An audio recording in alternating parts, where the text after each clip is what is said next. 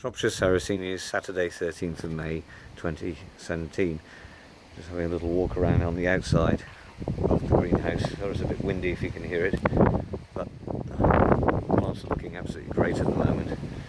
We're just looking through to the Flava bench and also my show plants cuttings. And we're doing the change to the Caphyla bench in the background, and you can see the Sarracenia latis, some of which are in flower still. The growing season is approximately 2 weeks earlier than I've ever known it. It's probably due to the very sunny April, and it has been quite warm as we do the walk around from the new collection house. Looking down the aisle, some of the leucos are still in flower. Hybrids are growing up fast. At the moment the lids are off the water butts because we expect heavy rain, or had heavy rain last night, so I needed to recollect it as I'm down to about 2/3 stock. Using the cold frame here is still to grow on specimens which would be specimens from the seeds I've produced. I will put this in one of the other greenhouses to grow up. Some really nice sundews growing there, some giant forms of Capensis, broadleaf forms, and in between you can pick out some of the seedlings. Find growing in the low seed trays eliminates the problems using a peat-free mix when the soil is so dry. Here's some more seedlings growing on. These still need tidying up, but really have been pushed for time this season. And because the cold frame is open at the back, these are just coming into bloom. So now we're on the Venus flytrap Dionaea house. This is the new setup for the collection, part of it. I didn't repot a single thing, so the plants have appreciated not being potted, but everything seems to be coming on fine. The ones growing in the peat-free mix seem to be doing very well indeed, especially Southwest Giants on the end there. And finally, last I've got some sundews growing in their own tray. I kind of put them under the bench as the Sarracenia collection expanded. We had too much space, but this bench is reserved for my favourite. I'm not a big sundew grower, but I do like the South Africans, Regias and Drosophila binata. And this one in particular, I've just tried it in the peat-free mix and seems to like it with the milled pine bog. There's an extrema doing its thing. I will tidy these up next year. On the southern edge of the bench, various red tubes. These were in the cold frame, and what has tied my time up also, I received quite a lot of plants from a Dutch grower who sent me his surplus plants. They were in a pretty bad shape as they was in storage for a few months, so they're going to spend about a year to recover. Here I have a Drosophila regia cutting going, and I've got some other root cuttings to see if they will strike in this damp moss environment. So far so good. Moving on, Drosophila binata multifida growing quite well there. Some more fly traps, some seedlings I've got to separate, and also some Leah Wilkerson times Adrian Slack crosses here too. Now we're into the Sarracenia collection house again. The Cytisinas are one of the last group of plants of flower. And in particular I want to show this beauty. This is PS11E with the yellow flower form. With just a touch of pink in the picture, but you can see it's also growing in the peat-free mix. But I keep these plants very wet. If you compare with the typical red flower plants. So these are the numbered clones. I'm moving more and more onto just live sphagnum moss even within the plants, but here are the plants that some of you already know grow without pots, just Australian sphagnum in approximately 50 millimeters of water, and they love it.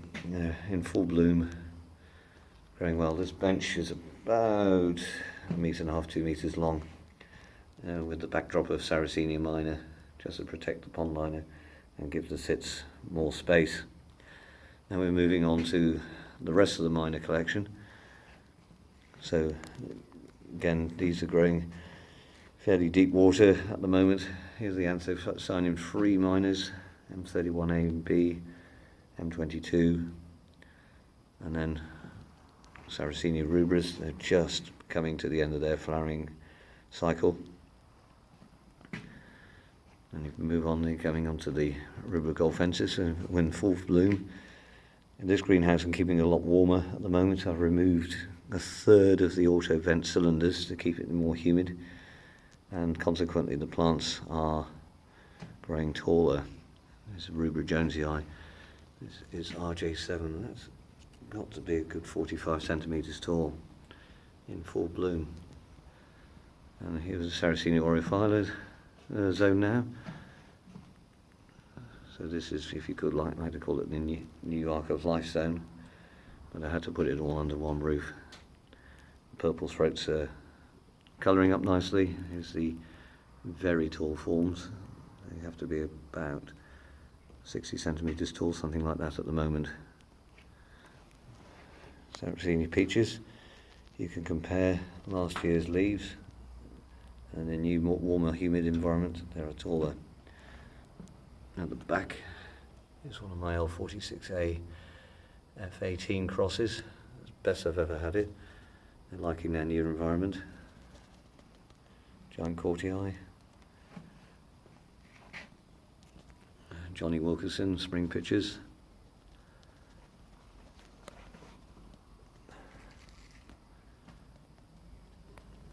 Alucard, that's got.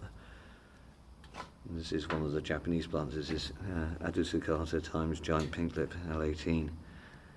Let's see how that colours up in this new environment. To give you an idea, the plants get sunlight more than 12 hours at the moment. I expect this to increase as the days progress to about 13, 14 hours before the sun dips away in the evening behind those trees which are to the west. Mr. Frosty. Some of the Pensacola Moriais. Now we're coming on to the Sarracenia excellent zone. Green Monster.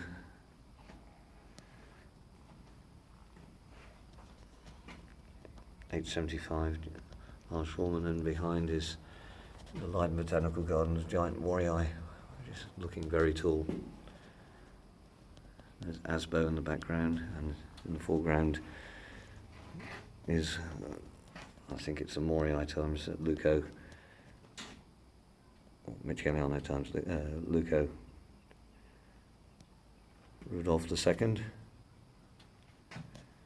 Reptilian Rose, and Linda Butt. Really was a good plant. I like this Adrian Slack times Papiria venosa times Leuco from Mirek.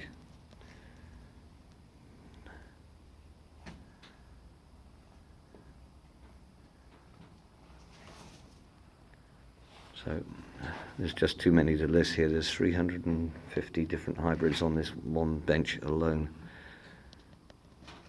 This is a Japanese cultivar Oidon.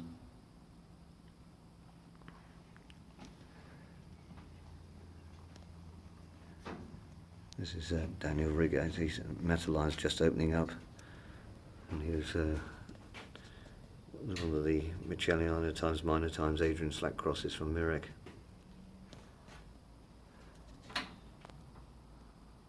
This is a very interesting plant.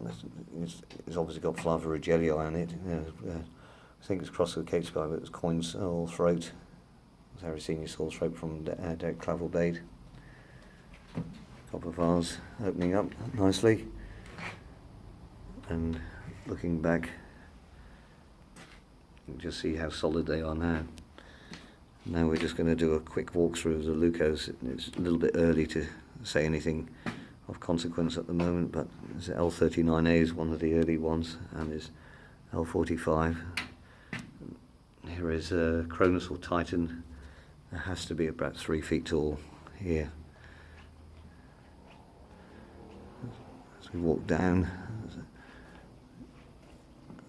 some more tall pictures. This particular one is a very old plant, University of Padova, or Padua in Italy. This is one of the oldest clones in circulation from the 1700s, I believe. Some of Mirac's tall Leucos growing nicely here. Then I've separated the Leucos with the Flavas with some nice additional Adrian Slack and Leah Wilkerson plants. And then we're just going to walk through the Flavas. You can see how well coloured they are for so early in the season. Some of them are still growing. This is F228, still reaching for the sky. One of the giant red tubes is at F210. And behind it we've got F216, F199, F193. These ones go yellow, not quite as yellow as Goldie, but we'll see Goldie in a moment. So I'm going to take a little detour because just before it goes, this is the ISE rose flower. It was the only one that flowered this year, I presume because of the move. But hopefully in this environment, the rest of them should flower next year. This is F174, already colouring up as it opens up. It's achieving deepest colour.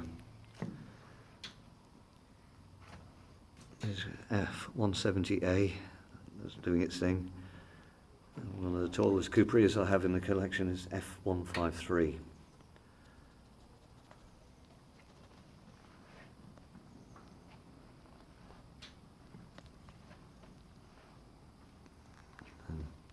Plant that needs no introduction. This is F88.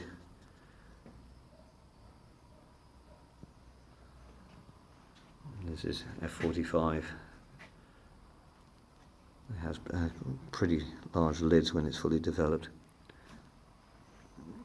This one is F32. I've raised this on a seedling way back in 1993. F18. Now coming onto the Sarraceni Morii bench, separated some of my favourite Morii here. So there's the first thing you'll see if you walk into the greenhouse is the Wilkersons, the Wilkerson Reds, Wilkerson White Knights, Praetorian Guard, Elizabeth Aden, Timothy King. Done some crosses this year. F156 and Wilkerson Bog, and this is Wilkerson Red. This is John David King, and this brother plant. You can't really say sisters about boys. Timothy King.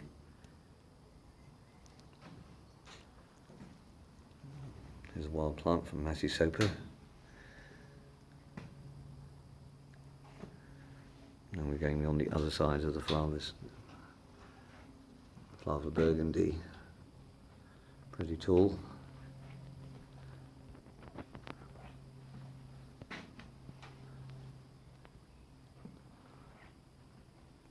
Give it a few more weeks. The open day is on the 10th of June, and these plants should be fully opened up and achieve full colour.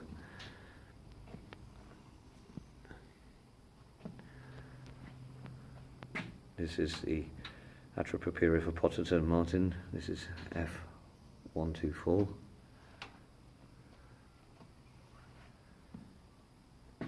Prince George County.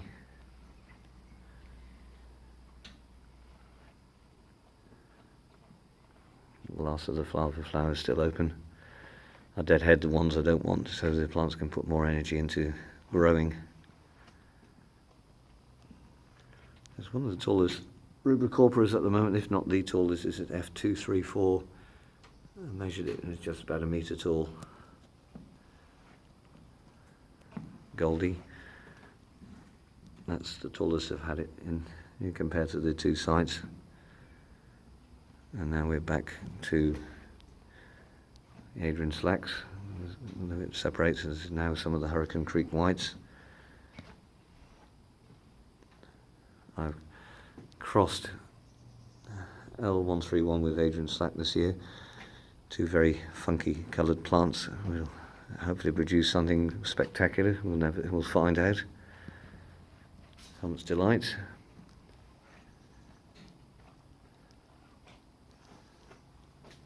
Everything in full growth. I'd say 2/3 of plants here in the Peat Free mix and responding well. And the L20C is producing this enormous picture, still growing strong. And L13 should do pretty well this year with the autumn pictures. Now for the Alatas, they look better actually on the ground than they do on the bench. Pictures are nice and bold. A14, some really good sized traps. So there seems to be some merit in removing some of the cylinders just to raise the humidity levels up. So humidity and heat seems to be a factor in generating larger pitches. I'm also growing the plants not generally in deeper water, as it's, as a general consensus is in the wetter part of the bogs the plants grow taller.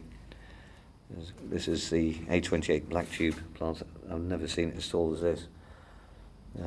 So it could be I do a swap around with certain specimen plants, as I've got all my cuttings on the front bench basking in full light, and here are the show plants. This is all the Brooks hybrids together. This is a plant from a French grower. Rudolph's the second times one of the Lucos. Adrian Slacks. You can see the lovely creamy tops as it will develop. So that's in peat, and that one's in peat free. Make your own mind up which is the more vigorous. This is Cronus. This is spring pitches, also growing peat free. This H202.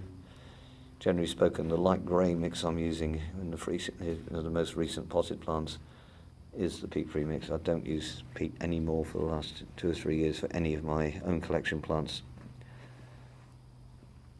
Some more Brooks hybrids, and here are the original peat free trial Brooks hybrids plants. You can see it's multi-crowned. It's been in the same mix since 2015. No problems. A few more layers. I'll put it this one. This is F18 in the peat free mix. This one's in desperate need of a repot. F88. There's a Dioneer that's growing very well. This is a 20 centimetre by 20 centimetre square pot if you need some idea in scale. F153. I have come to an Aladdin's cave of mixed seedlings. Some are required, some have grown one myself. You can see there's some interesting plants in there. There's another F18. That's the tallest of the F18 plants. That measures at 32 inches. And this is Steve Morley's Adrian Slack times Alata. At the moment, it's still growing strong.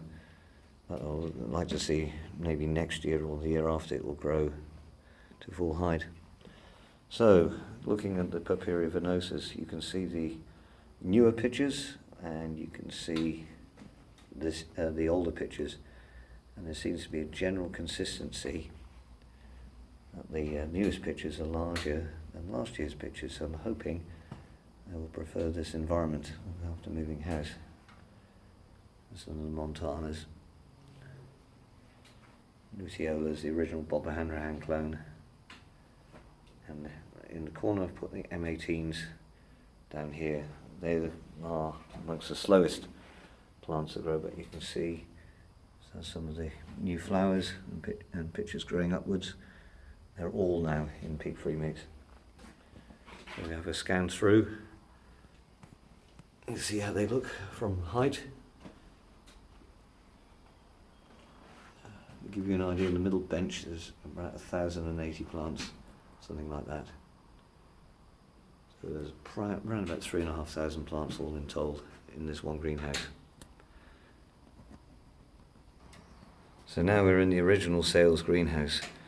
So apart from the one show plant, everything is up for grabs. But this greenhouse looks tiny when you've been in there, but this is was the second largest greenhouse at the old site. So have a look around. There's still plenty available, but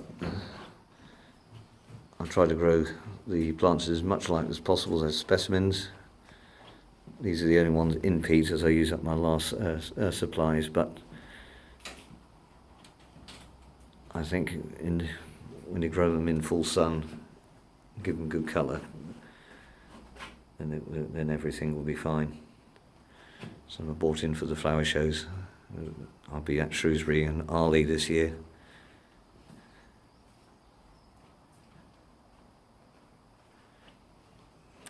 Still some flytraps all growing nicely. And back to the Pipeiras again.